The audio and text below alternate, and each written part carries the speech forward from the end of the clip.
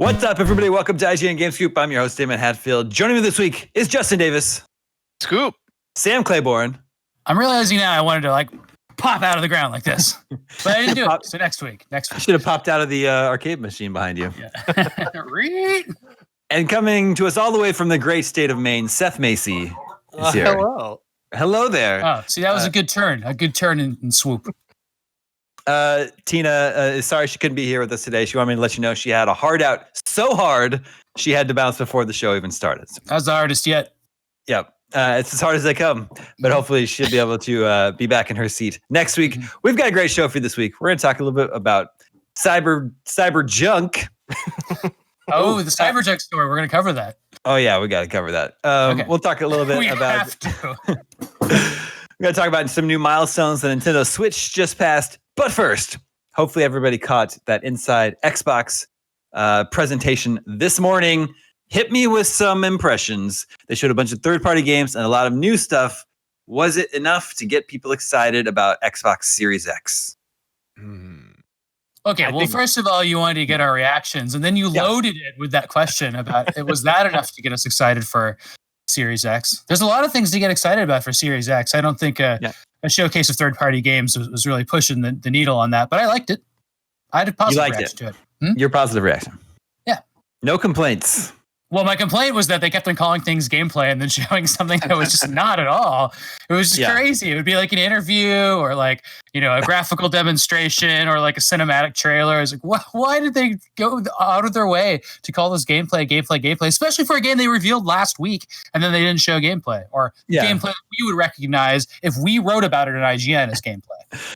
Yeah, we're talking about Assassin's Creed Valhalla. This was billed as a big gameplay reveal, but then that doesn't look like gameplay to anybody. They call it in-engine, but I don't think most people know what that means. And I think when people see a gameplay reveal, they expect to see what the game's going to look like when they're playing it. Is that right? Maybe we need to set that expectation for the world, I think. I just think people, apparently we are in a position where you can get away with calling things gameplay when they're not, whether you change the camera or do other things. It's the bullshot equivalent. It's very strange. Yeah.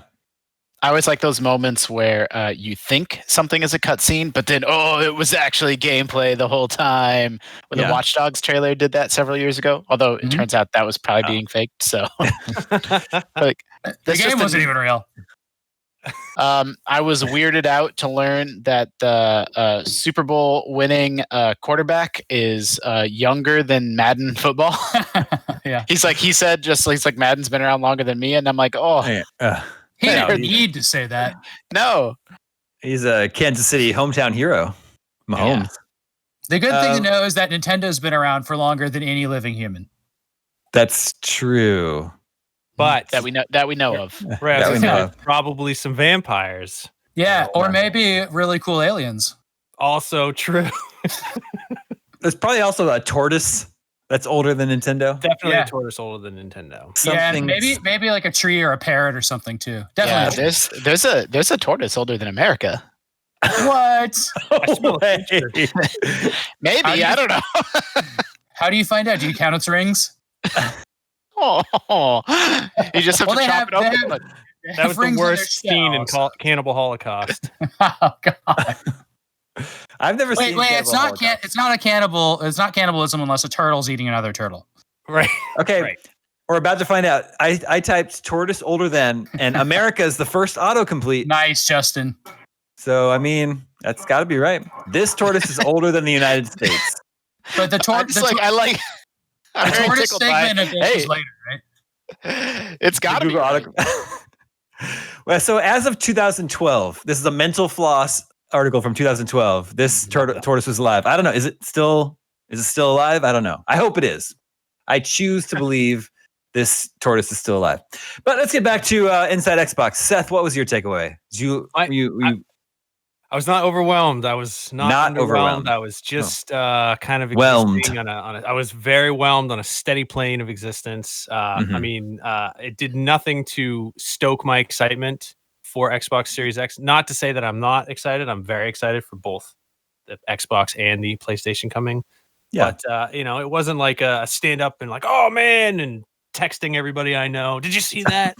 It was more of a, That's nice. I think they showed games that I'm interested in. Some of those are probably good games statistically, but they didn't show them in a great way, even for games that I could tell would be pretty cool. There was the one, and I'll have to look up the name of it because I'm been working on this for like 12 hours now. But what was the one that was a space shooter? Yeah, I don't know. At a V, they looked like you. Chorus, right? It looked like Chorvs. So Chorus, Chorvs. Yeah, Chorvs looked like it's like an X-wing TIE fighter space shooter. Like that's what we know about that game. I love that type of game, but like in that lineup of things, it didn't like pop out as like my favorite thing. But it might be a really cool game. I also think they weren't AAA games; they were sort of AA games in many instances, with the exception of Assassin's Creed. And so Xbox Series X games, you're seeing these Series X games, but then they're not like they didn't look next gen, and that sounds like a knock. Like I think a lot of them look really fun. I think the twin stick shooter looks really fun. They look like great games, but they're not a showcase for next gen. And so in that sense, I don't know. The stream ended, and I was sort of like, oh. Like that's it.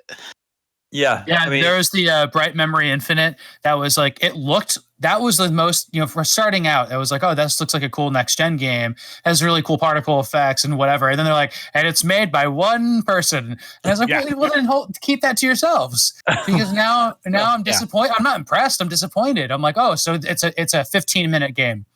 Well, so this is there is no E3, although there is IGN Summer of Gaming. There's still going to be big game reveals in June, but it's clear that this is like an appetizer, right? This is not the main event for Microsoft.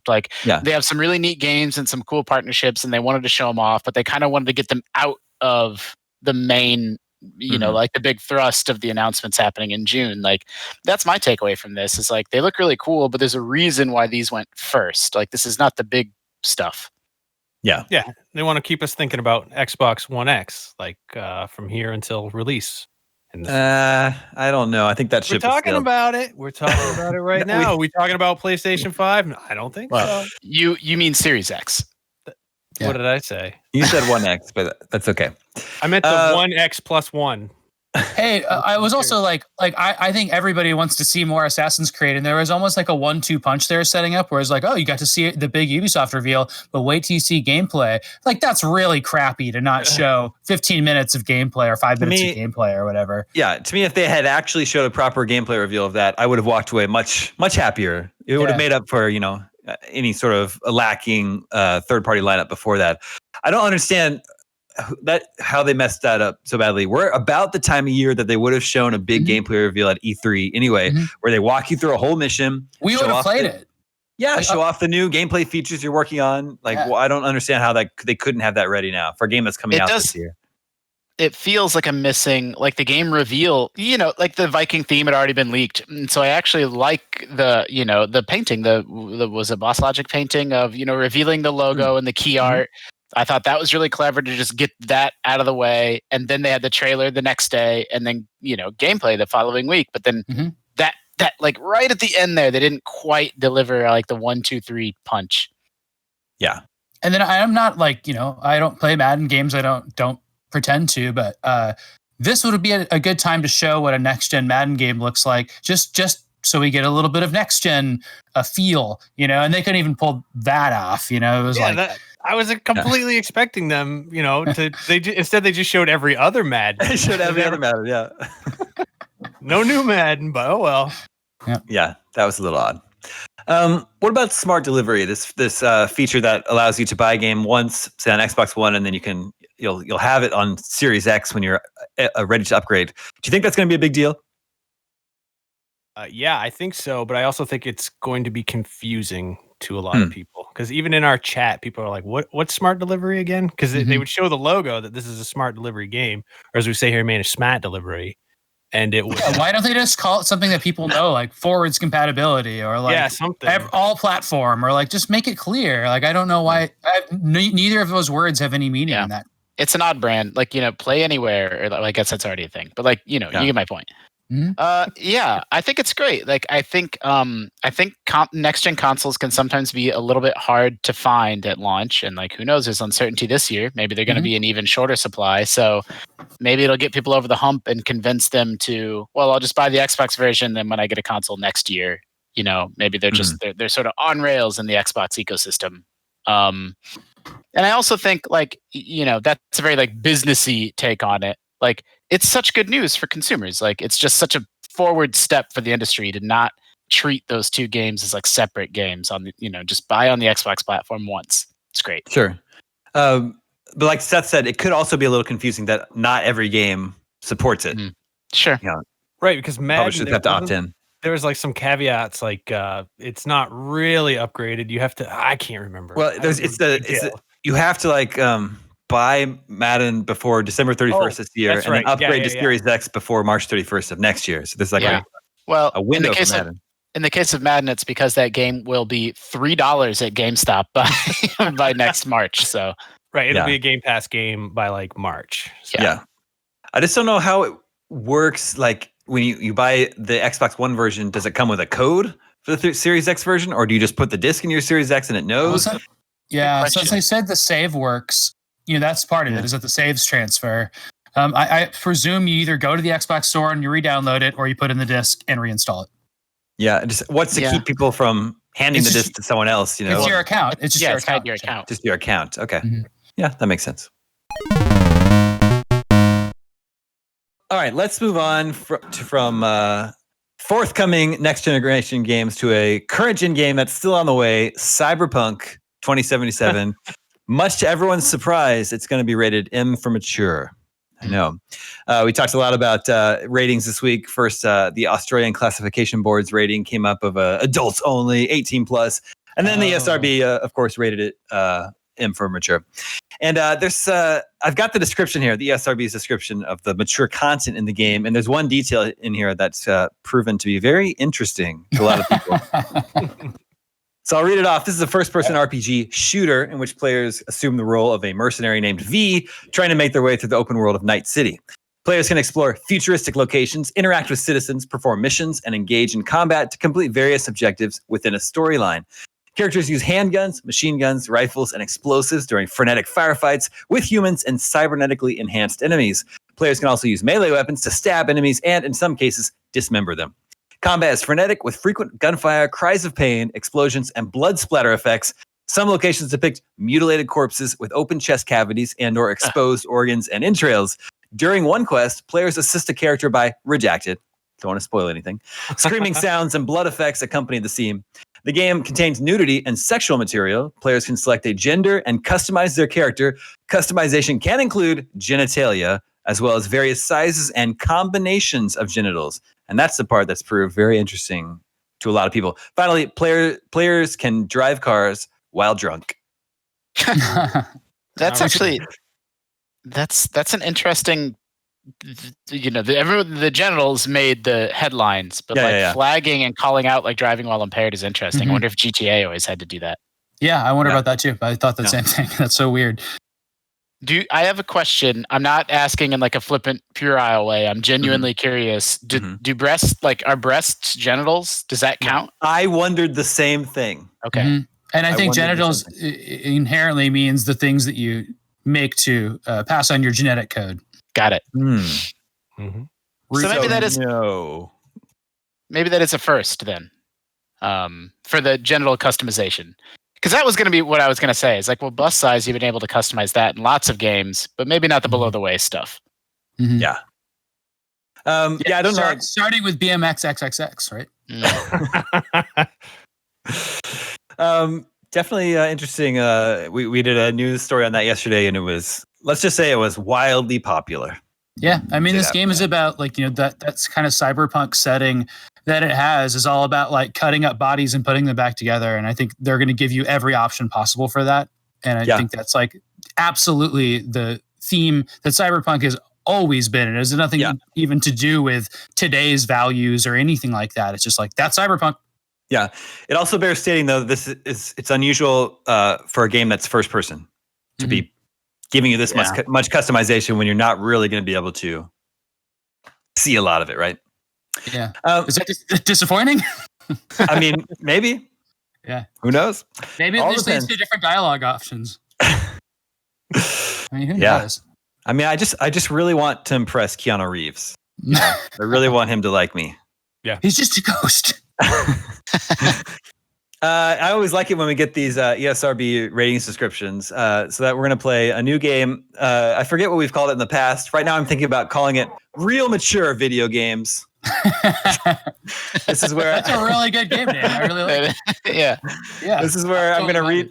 I'm going to read off the descriptive mature content in a recent game and see if you guys can guess it. So, all right, here we go. We'll call it Real Mature Video Games.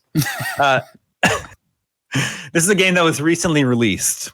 So also the way the ESRB description works is it starts out with a very broad overview of a game. So if I read that out, it would be pretty obvious what this is. So I'm actually reversing it. I'm starting with the minutia of the mature content in the game, and we're walking backwards to sort of the broad description of it.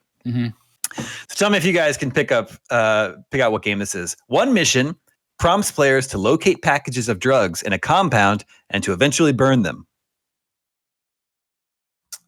I can go on. There's so many games. I know. Yeah. Some scenes depict skinned corpses with exposed buttocks. Ooh, that should be a big hint. Wait, hold on. Is the buttocks exposed because they're skinned? Is that extra lurid for somebody? Why is that a big question? Hint? Well, I don't know. Skinned corpses. As the redacted, players can perform execution-style finishing moves on soldiers. The victim's skulls and spines get ripped from their bodies. Is it Doom? Doom Eternal? No.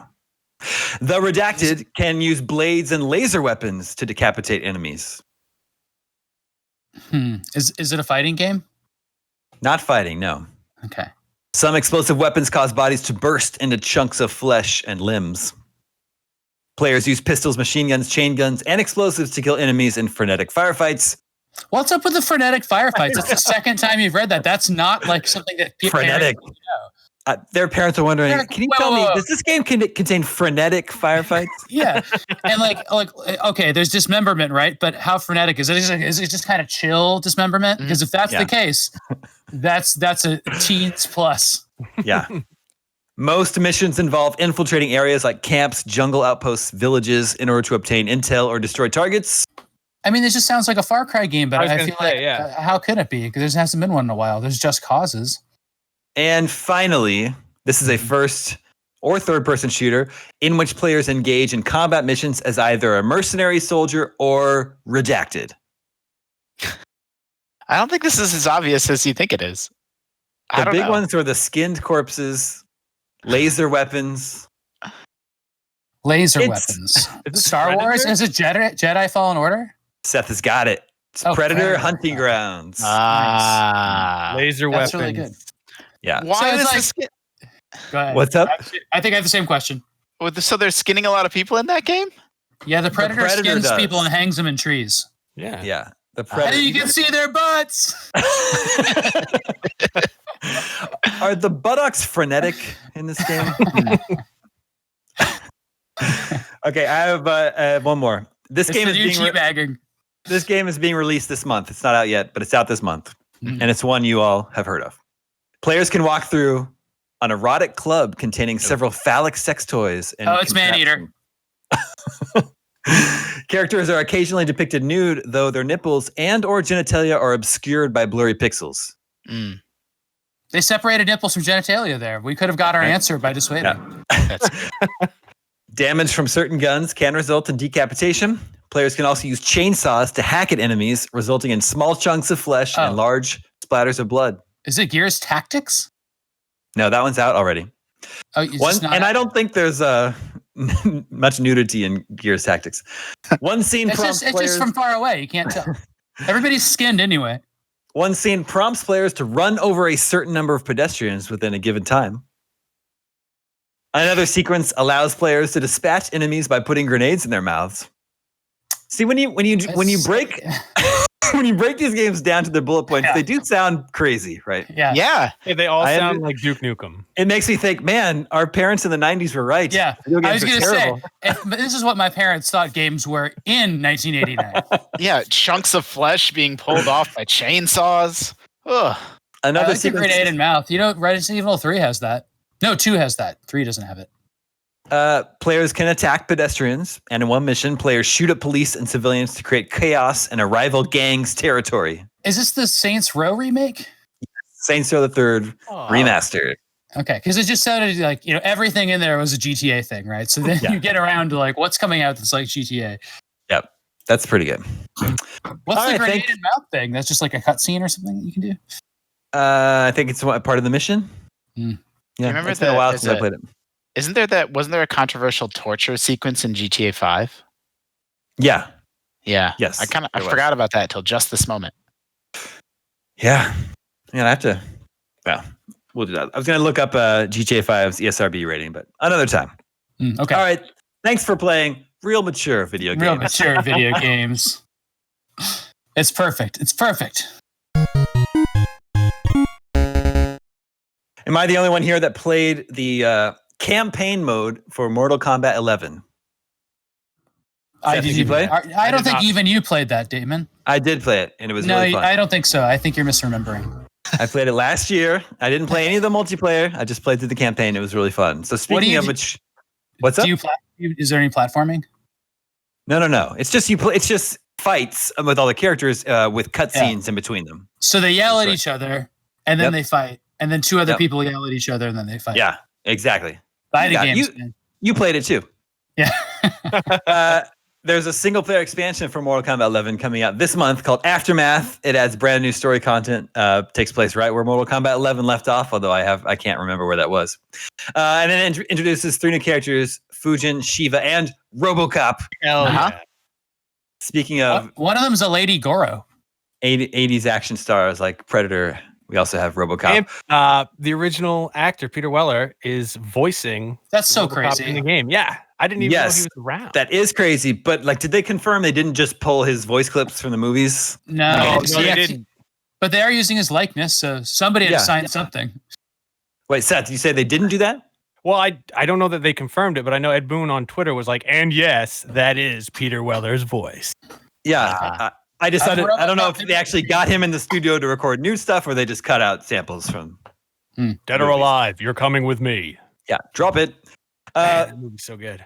The movie, well, that one and the second one are both. The second one is also very good. A lot of people don't appreciate how good RoboCop 2 is. I don't like the little kid villain is awful in that movie. Well, I think he's a bad guy. Yeah, exactly. I know he's a bad guy. I don't mean in that way. I think it's impossible to watch because of him. Well, take it up with the director of Empire Strikes Back. It's like Sonic the Hedgehog. It's like he's always with a tall human lady, and it makes me very uncomfortable. The interesting thing about this is that last year, the Terminator was made available in Mortal Kombat 11. So now, RoboCop versus Terminator. You can have RoboCop versus Terminator. Finally out of Dark Horse Comics. Yeah, exactly. That's what Mortal Kombat is, just Dark Horse Comics that you can play. There's like Alien, Predator, Jason and Freddy, RoboCop. Yeah. Dude, I read all those Dark Horse comics based on movies. Alien, Terminator, The Thing. There was a series on The Thing. Oh, wow. I didn't even know that. Didn't Dark Horse have Star Wars for a while, too? Yes, they did. Long time. Wow. Crazy. Yeah. Why did nobody like them? I liked them. There will also be a free Mortal Kombat 11 update on May 26th for all players. It adds new stages, stage fatalities, and most importantly, friendships. Oh, yeah. Friendships are back in the game. That's what we all need. 2 confirmed new stages, the Deadpool and the Soul Chamber, both of which are classic Mortal Kombat stages. The Deadpool originated in Mortal Kombat 2, and the Soul Chamber is from Mortal Kombat 3. There are 3 options. Now, this is the part that irks me. 3 options for getting Mortal Kombat 11 Aftermath. If you already own Mortal Kombat 11 and the first combat pack of characters, you can get it for $40 for an upgrade pass. If you have Mortal Kombat 11, but not the first combat pack, there's a bundle containing Aftermath and Combat 1 that costs $50. Okay. So I think that's me. Yeah. That's me. Okay. And finally, if you're completely new to Mortal Kombat and you want everything, you get the vanilla Mortal Kombat 11, Combat Pack 1, and Aftermath for $60. So do you see why I'm getting screwed here? I bought Mortal Kombat already for $60, and now I have to pay $50 to get Combat Pack 1 and Aftermath. But if you haven't bought anything, you only have to pay $60 to get everything. Yeah. Huh. Maybe it's because the game is cheap to buy by itself now. Maybe. So you can't think, I don't know. Maybe. That's weird. It does bug me a little bit though. That's really expensive, but I know there's a lot to this and stuff, but just generally dropping $50 after a game is out is a pretty unusual thing if it's not a sequel. Yeah, for sure. Yeah. But I am still deep into Final Fantasy VII, so who knows if I'll actually get to play more Mortal Kombat 11. You know what? That game's basically talking and fighting also. That's true. Man, you just broke this whole thing wide open. That's like it's another talkie fighty. It's just a talkie fighty. Seth, are you playing Final Fantasy VII? No, I haven't played it yet. In fact, I was going to not play it for a while. Period. What's your favorite Final Fantasy, Seth? My favorite Final Fantasy of all time, or it'd be Final Fantasy VI, followed by Final Fantasy IX. Those are my two favorites. Oh, you're a 9 fan. Justin, you like 9 also, right? Yeah, 9's my favorite. That's great. Wonderful. And you should play it on Switch because it's a lot more fun to just be able to stop playing without having to run around to find a save spot. Yeah. Does it help to be able to speed it up and stuff? Does it have all that stuff? That makes a big difference. And being able to play in bed and just like grind a bit before you fall asleep or hit yourself. Just grind in bed. Just grinding. How good are the Chocobos and the Moogles? Oh, they're the best in 9. They're the best? Okay. Yeah, everything about 9 it's the most pure Final Fantasy essence. Agreed. Seth, are you just playing a lot of PUBG? I haven't played PUBG in a very long time, actually. Wow. I keep feeling the need to go back to it. Yeah. And then I talk myself out of it and I go play something else because I wasted a lot of time. Over 700 hours of my life. Oh my goodness. Almost 800 hours, actually. Jeez. 770. Yeah. And I was never really that good. It's really fun though when you get like some of your friends together and you play squads. It's like it's super. That's the absolute funnest way to play it because you're hanging out, you're shooting people, collecting things. You know. Have you ever got a Stolo chicken dinner? Yeah, several times. Several though. I'm not bad. I'm just under not, 5. Like, yeah. No, more than 5. I don't know how many times. I've lost count. Okay. It's a wonderful feeling. So more than 10. Probably. Somebody is checking my online records right now. So now we know that Seth loses count somewhere between 5 and 10. Yeah, that's 100% difference between those two numbers. That's a lot of places to get That's lost. correct math. Yeah, Sam and Justin, do you remember the Airbuster fight in Final Fantasy VII? Yeah. Oh yeah. I remember Airman in Mega Man 2. Mm-hmm. It's basically the same thing. Basically, very similar. The Airbuster fight. Wait, that's where you are right now? I did last night. Okay, so you're just at the end of like a Shinra run. That's like chapter 8.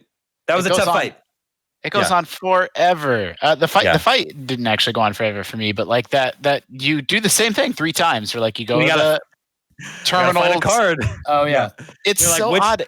Which part do you want to discard? I don't know. None of this makes any sense. It's so oddly paced because each time you bust into a new room, they seem fucking shocked that you're there. They're like, "What is this?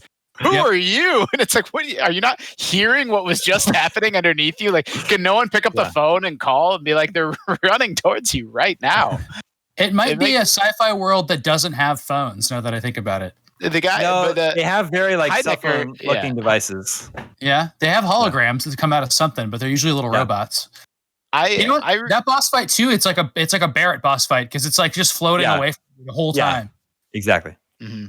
I think that game is excellent, amazing. It trips all the right nostalgia triggers, but like there are large parts of it that are easy to make fun of. Well, yeah, sure, that's totally fair.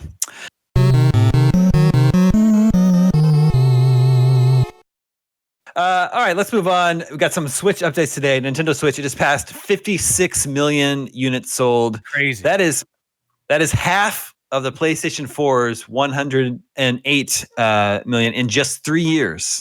Yeah. Wow. That's unbelievable. Yeah. So that's crazy.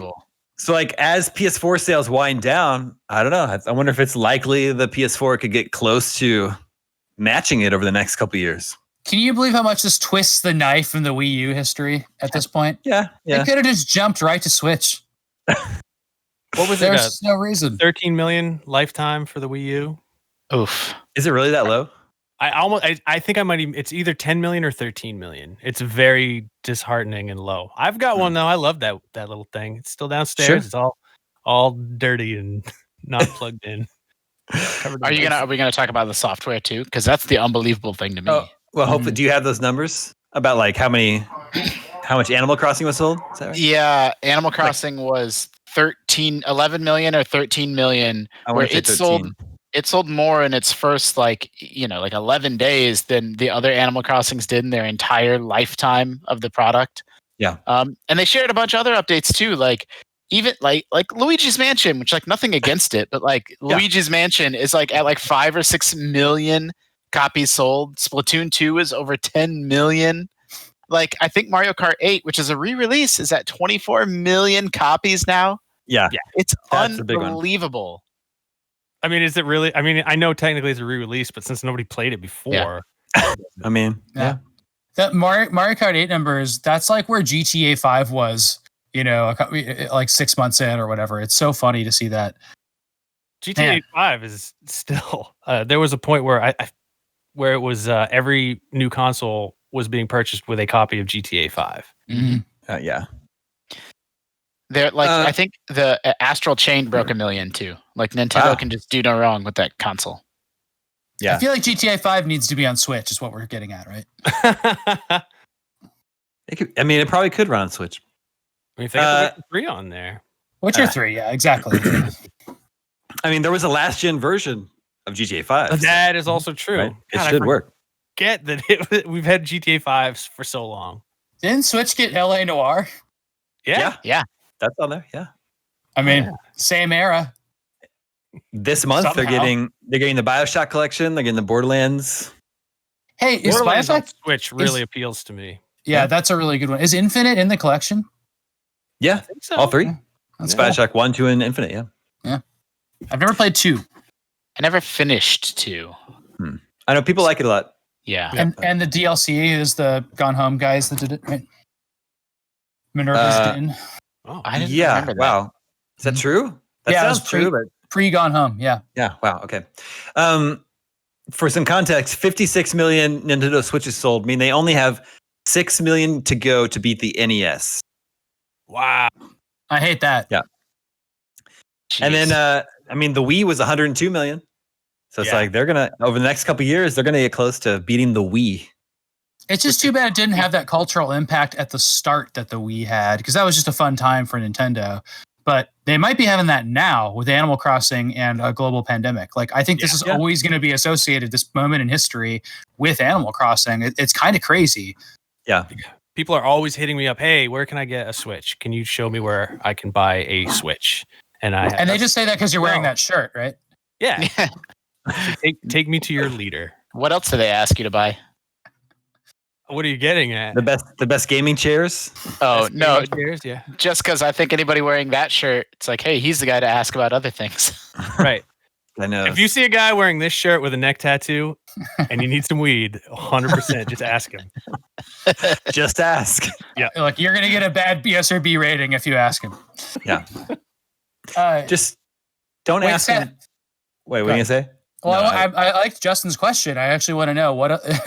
Like, which is what? Not the joke version of it. Are people looking for Switches more than anything else right now? Absolutely. Yeah. Really? Yeah. You can't find them.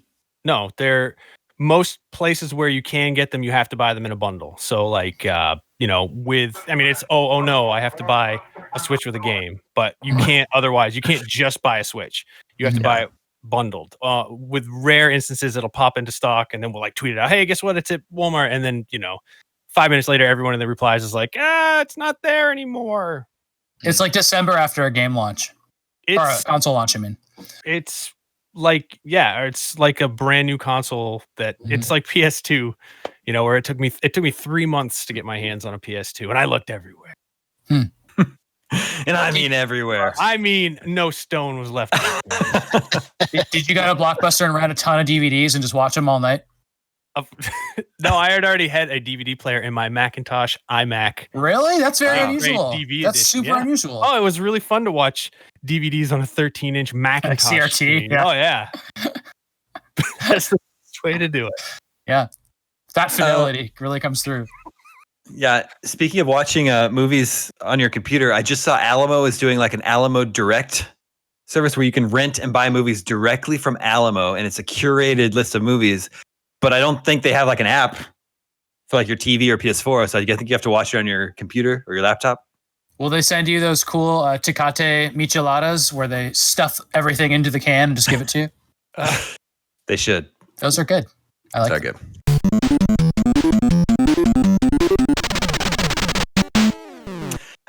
Let's check in with the listeners. Hi. Hey, Listeners, remember you can always reach us at the email address gamescoop@ign.com. Just like Justin from Lawrence, Kansas did. Hey. I've been in Lawrence, Kansas. And this Justin thinks shout out to Game Nut in Lawrence, Kansas. Damon and I were just there.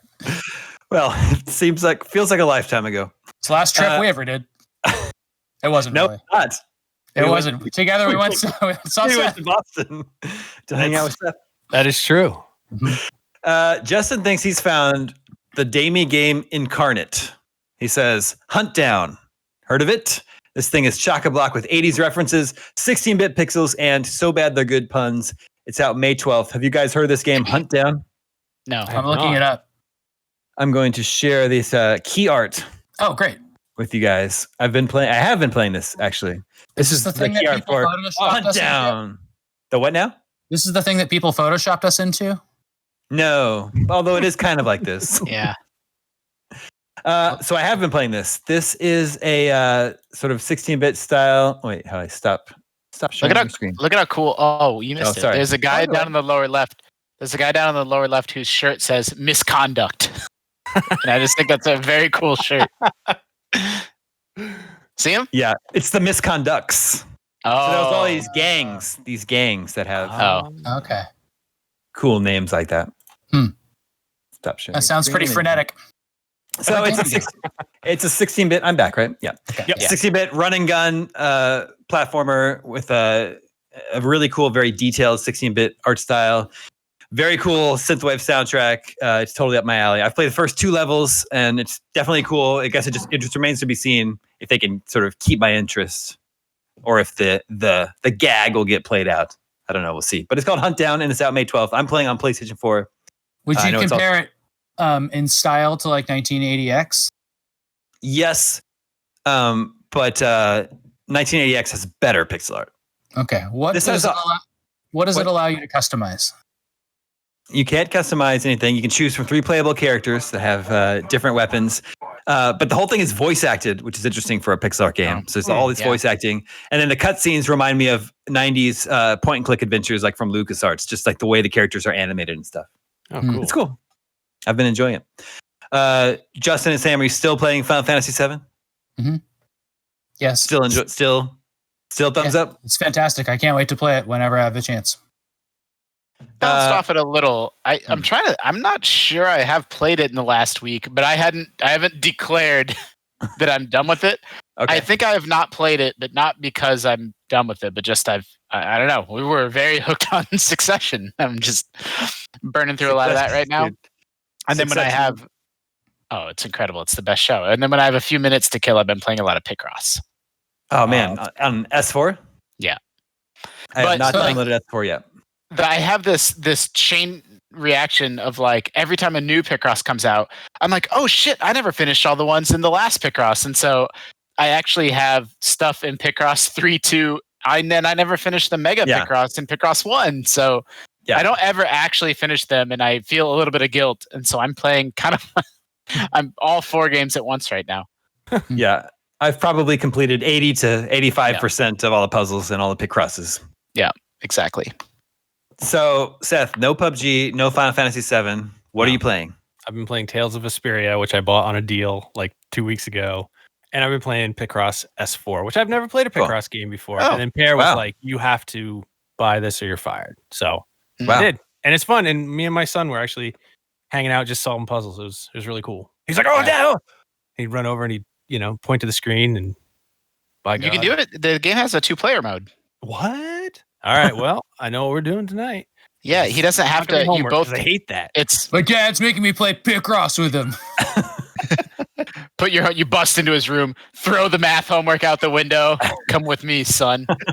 Solving puzzles. Teach you some real life skills. Yeah. The 2-player is not fancy, but it's like very well done and like like you just both control a cursor and can fill in things. Like you can each start at one corner of the screen and just play it in real time. Oh, that sounds super fun. I'm gonna have to. Yeah, it's great. And then Tales of Vesperia, you playing that on Switch? Yes. That sounds. Is that a Tales game, Justin? This is like what you play. Oh, so you can play Trails in the Sky. Yes, correct. Okay, Trails, Tales. What's the difference?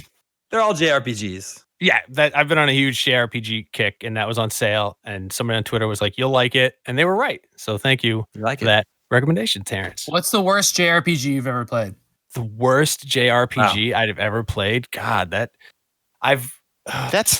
That's hard to answer because there's not been a genre that has like higher heights and lower lows. Yeah. and you get a little bit of Stockholm syndrome because you're like, well, I played that for 70 hours. I'm not going to tell people. I know. Final Fantasy 13.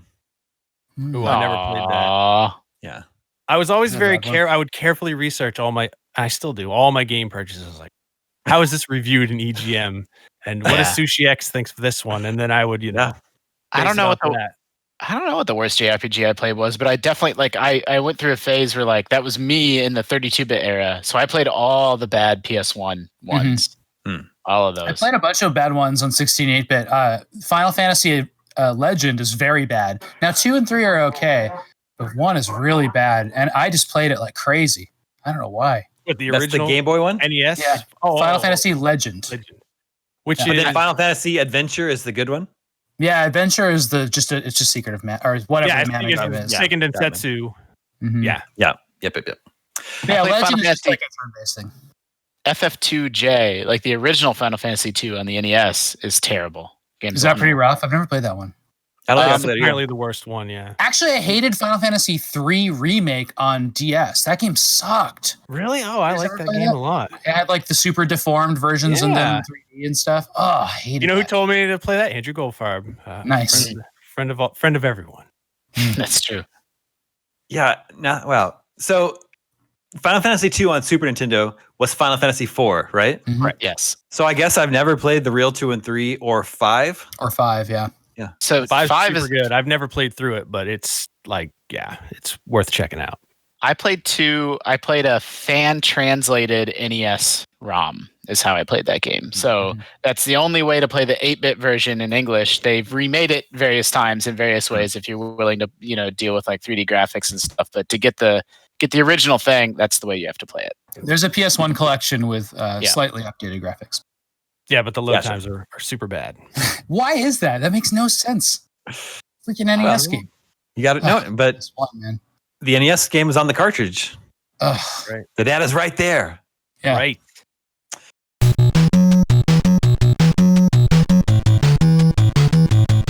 All right, that brings us to video game 20 questions. Our suggestion this week comes from Stephanie. She says, hello from Burrillville, Rhode Island. Let the questioning begin.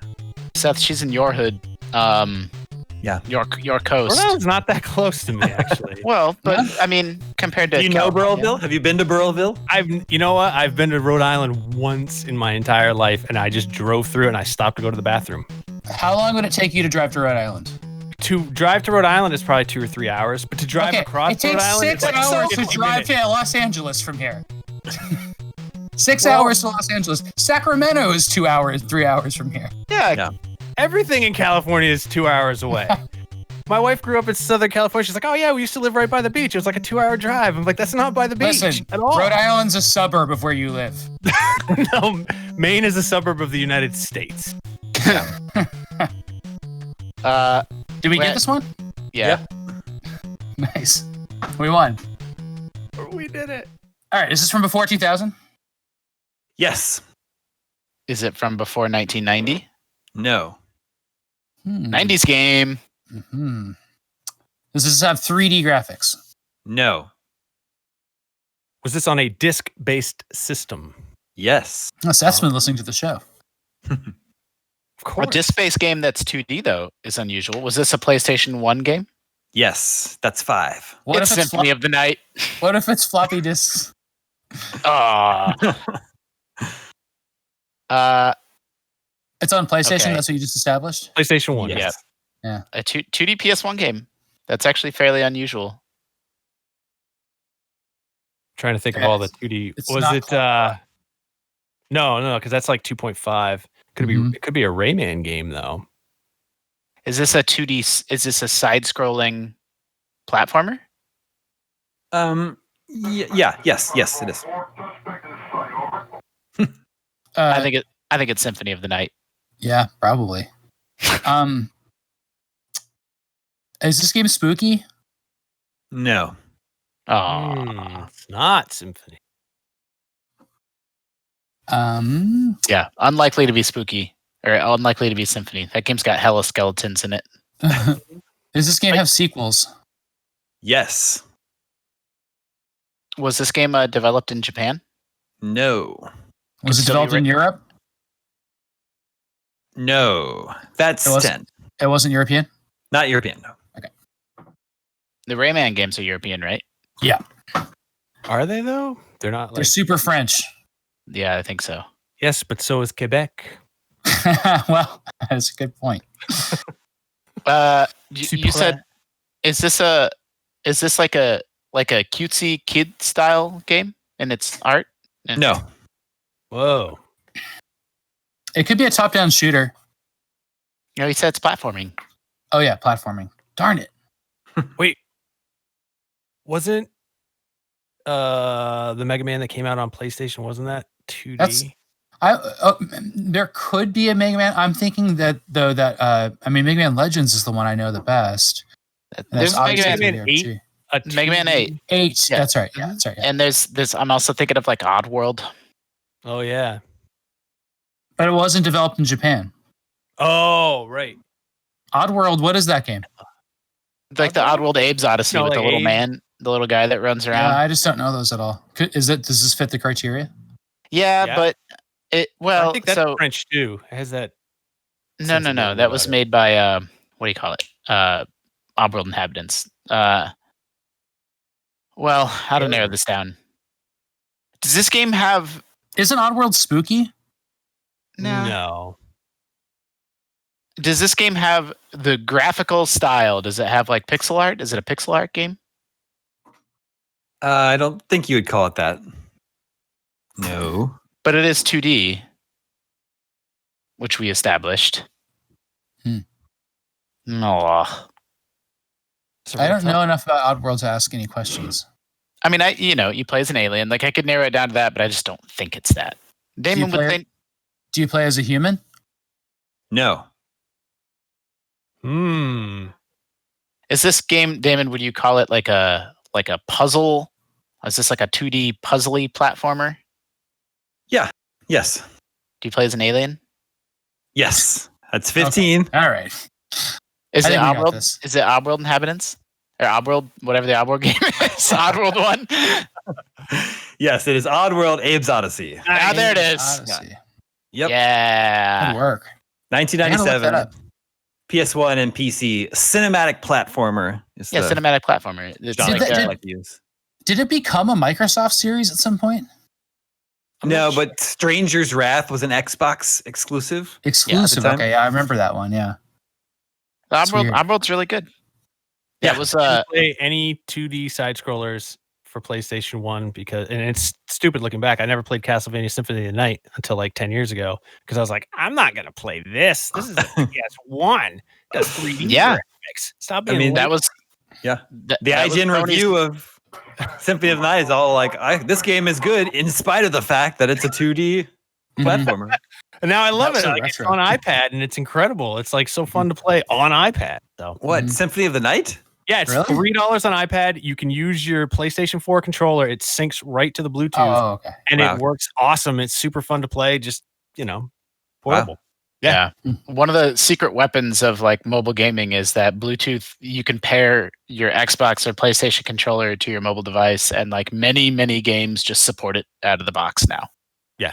You can just plug in a keyboard to your Switch if you have the USB 3 port, and it just works for games when you type, like Animal Crossing.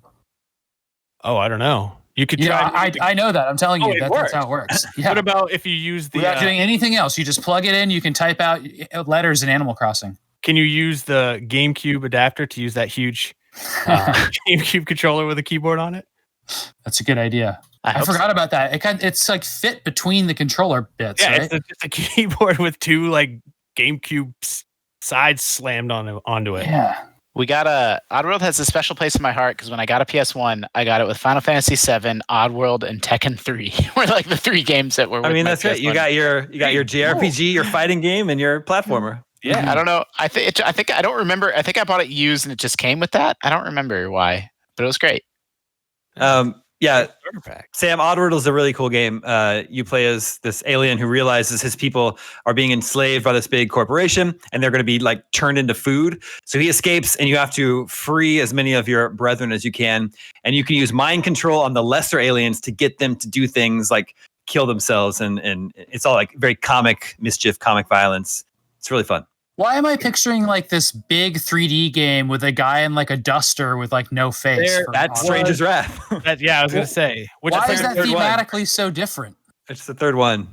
They switched genres. Like that was their vision for like Oddworld, was like all these different games and different genres before. They were like trying to do a video game cinematic universe. Is that guy an alien? Yeah, probably. Because that looks like a horror game to me. No, they're very comic games. Anyway, that is all the scoops that we have for you this week. Remember, you can always reach us at the email address, gamescoop@ign.com. Thank you, Justin. Thank you, Sam. Thank you, Seth. Thank you for having me. Thank you to Teo working behind the scenes. Everybody stay safe out there. We'll see you next week. My name is Damon. This is IGN Gamescoop, and we're out.